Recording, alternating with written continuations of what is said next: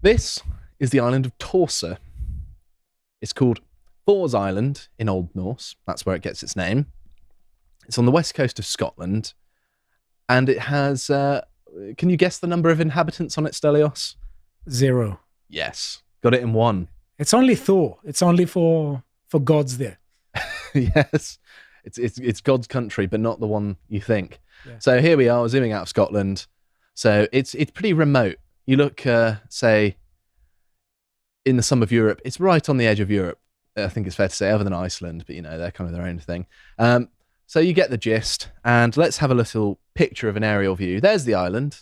It does look beautiful, doesn't it? It looks lovely. It looks majestic, and it's precisely the place I'd want to go there because there's no one there, and I want some silence. Notice the only building in the middle there, that little place. I would love to live there. This is like my ideal place. If I had the money to buy this, I would.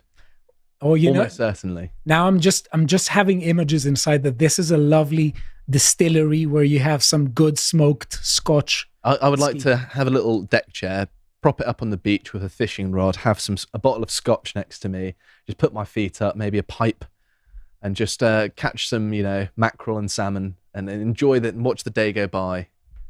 Oh, that'd be lovely. And here is the island. I'm going to showcase it a little bit more. This is a video. It was a promotional video for trips to this island, and you were previously able to stay on the farmhouse. We'll be looking at some more details of it, but there's no one on it. Yeah, we get that idea. There's the one building on the entire thing. Obviously, very few trees, pretty rough terrain. You're right next to the sea. It's harsh but beautiful. You can almost train like to be a Jedi there. You could, yeah. It's a good place for religious meditation, isn't it? It is, yeah. You could say that. It's a good place to sit and contemplate, perhaps in a more Buddhist vein where you're exploring within rather than without, right? Reject the worldly affairs. Be in the world, but not of the world. Exactly. That's perfect for it. I mean, you've got dolphins, you've got otters, you've got a beautiful landscape. Look at that. There's an eagle. It's lovely, right? You get the gist of it. Nice island, lovely place. Perfect for self-discovery. It is, yeah. If you love wildlife, if you love nature, if you love being in harmony with, rural Scotland, it's the perfect place for you. And it's good news because it's for sale, actually. Here it is on Savills' website. Offers over 1.5 million. It's 270.80 acres, or 109, almost 110. I think that's hectares. I don't know. I don't tend to deal in large plots of land because I don't even have any property. But here it is in Oban, Argyll. It's even got a postcode. So I'm going to read some details about it. So successful holiday let and farm business. Over 2.5 miles of coastline and foreshore. Permanent grazing and woodland if you want to bring over some cattle. Superb sailing, fishing and water sports. A modest 3-bedroom period farmhouse with stunning views. Attractive traditional stone farm building with development potential.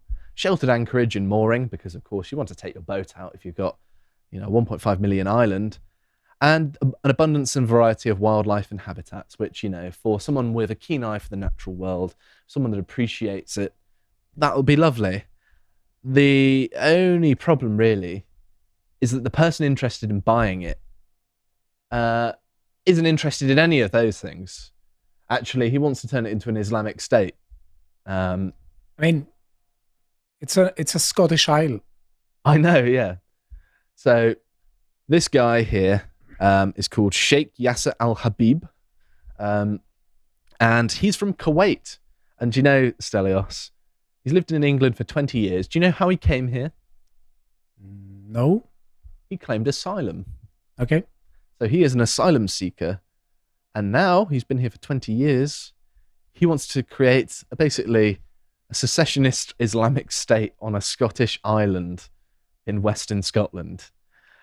Yeah, a bit left of field, isn't it? Well, this is, of course, a good continuation of the increasing Islamization of Britain and the sort of ghettoization. We saw the Leeds riots where the police were driven out of a largely Muslim community.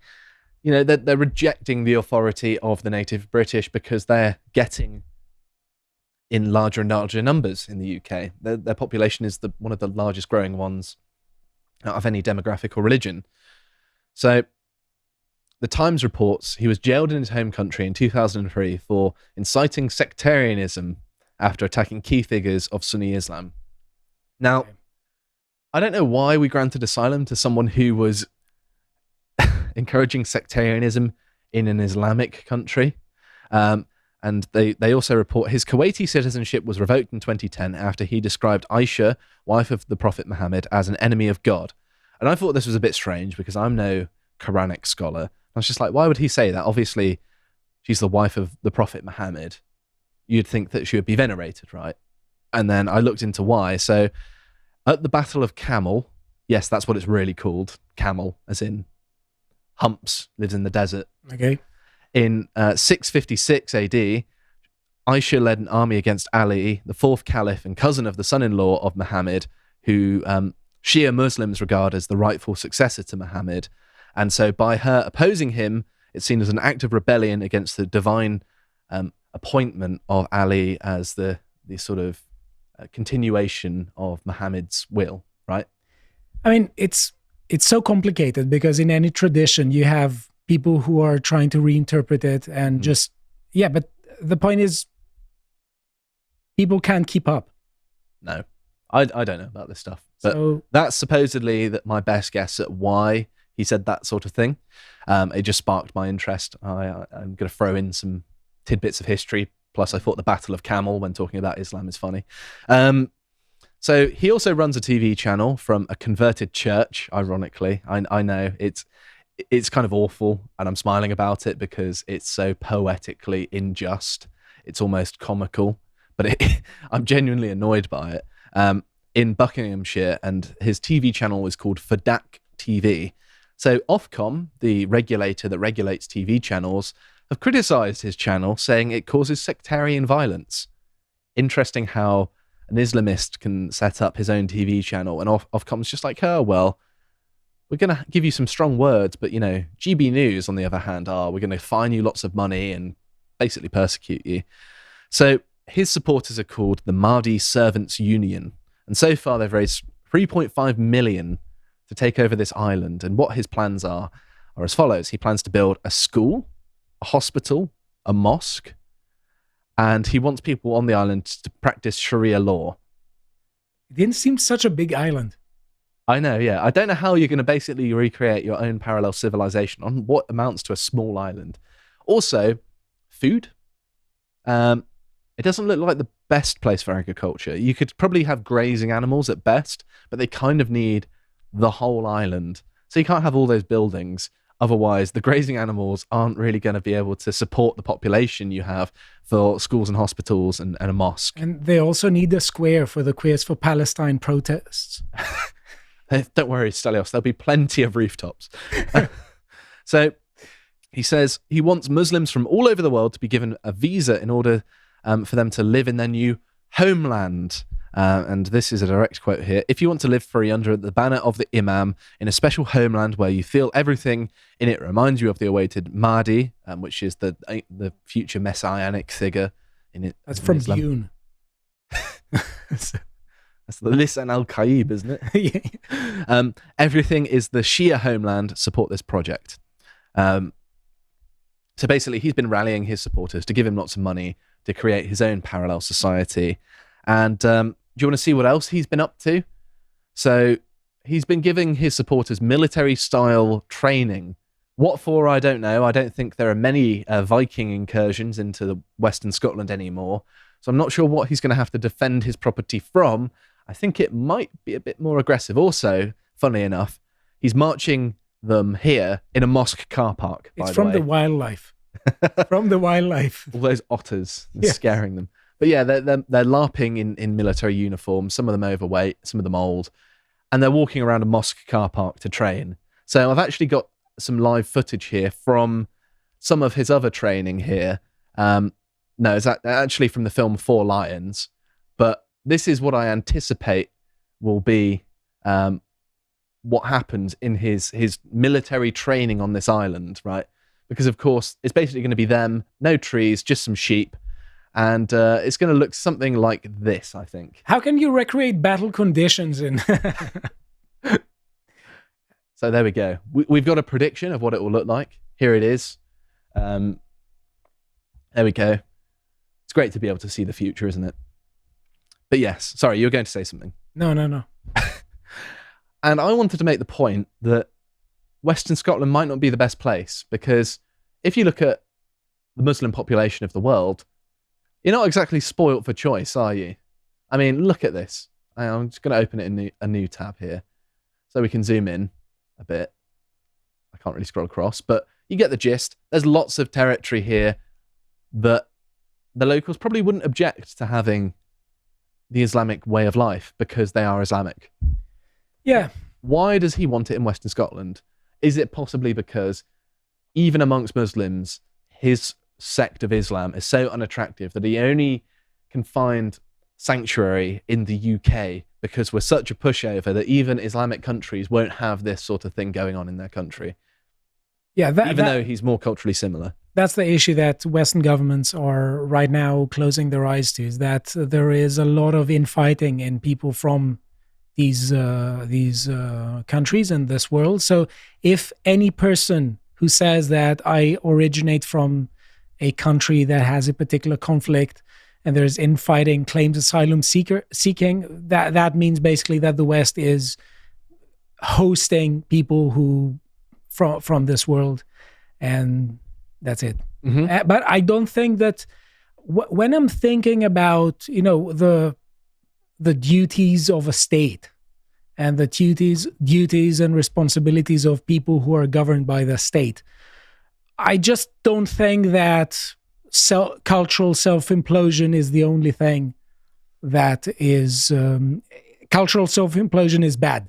Well, I think absolutely bad. The duty of a state is to its own people and no one else. Yes. In fact, quite often other people's interests are antithetical to those of your citizenry. So considering them is actually at the expense of the native population, which is going on in many of the Western countries today. Exactly. And I have to point out that a lot of the intellectual, let's say multiculturalists, were saying that for multiculturalism to work, you do need a particular framework of law that everyone respects. Mm-hmm. So if there is sectarianism where people have there are pockets, geographical areas where people have their own laws, that means that you don't have a country anymore. No, of course not.